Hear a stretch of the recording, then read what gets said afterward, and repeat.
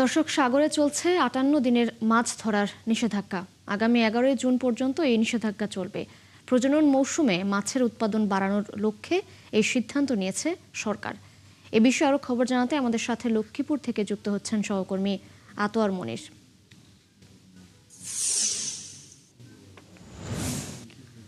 মনির, নিবন্ধিত জেলেদের কী ধরনের সহায়তা দেয়া হচ্ছে এবং এই ৫৮ দিনের নিষেধাজ্ঞা মাছের প্রজননে কতটা ভূমিকা রাখবে বলে মনে করছেন? কি তথ্য আছে আপনার কাছে?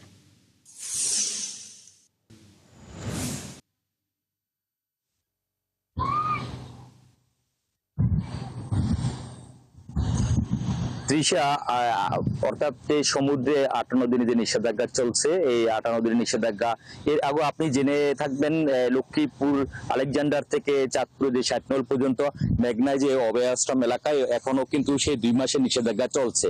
আর পাশাপাশি যে সমুদ্র কেন্দ্রিক যে ৫৮ দিনের নিষেধাজ্ঞা, সেই নিষেধাজ্ঞায় লক্ষ্মীপুরের মোট ২০,০১৫ জনের মতো জেলে রয়েছে। সেই জেলেরা তারা বেকারভাবে জীবন যাপন করছেন। অনেকেই তাদের নৌকা তাদের তীরে উঠিয়ে রেখেছেন এবং অনেকে আবার মেরামতের কাজ সেরে নিচ্ছেন। তবে জেলেরা বলছেন যে এই সময়ে তাদের যে খাদ্য সহায়তা তাদের দেওয়ার কথা, তারা সেই খাদ্য সহায়তা এখনো পাননি।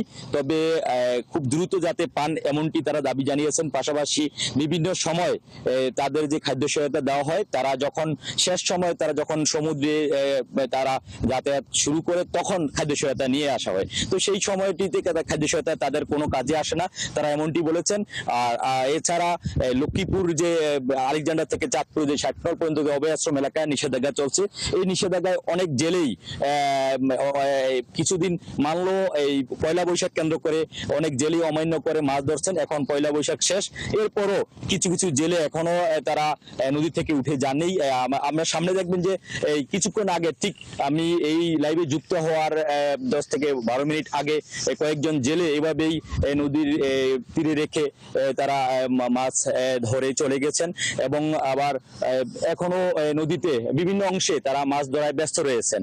তবে এখানকার যে মৎস্য বিভাগ রয়েছেন, মৎস্য বিভাগ দেলোয়ার হোসেন জেলা মৎস্য কর্মকর্তা, তিনি বলেছেন যে এখানে তাদের যে জনবল সংকটের কারণে তারা আগের মতো সেই তদারকি এবং যে নদীতে যে নিষেধাজ্ঞা অমান্য করে তার বিরুদ্ধে ব্যবস্থা, সার্বিক তৎপরতা তাদের ওইরকম তারা চালাতে পারছেন না। তাদের অপারগতার কথা প্রকাশ করেছেন। এতে করে সাধারণ মানুষ এবং যারা সংশ্লিষ্ট রয়েছেন তারা বলছেন যে যেভাবে এভাবে নিধন করা হচ্ছে, এতে করে এক সময় মাছ শূন্য হয়ে যাবে। আমি আপনাকে দেখাই, এখনো এই যে নদীতে মাছ ধরে এভাবেই প্রতিনিয়ত মাছ ধরে তারা জেলেরা ফিরছেন। এখন দেখছেন যে একটি নৌকা খুব তীরের দিকে আসছেন মাছ ধরে এবং প্রতিনিয়ত এই নদীতে মেঘনা অরক্ষিত হয়ে গেছে, এখন অনেকেই মাছ ধরছেন। তবে মৎস্য বিভাগ থেকে যদি দ্রুত ব্যবস্থা না নেওয়া হয় তাহলে অচিরেই এবং এই মেঘনায় ইলিশ শূন্য হয়ে যাবে।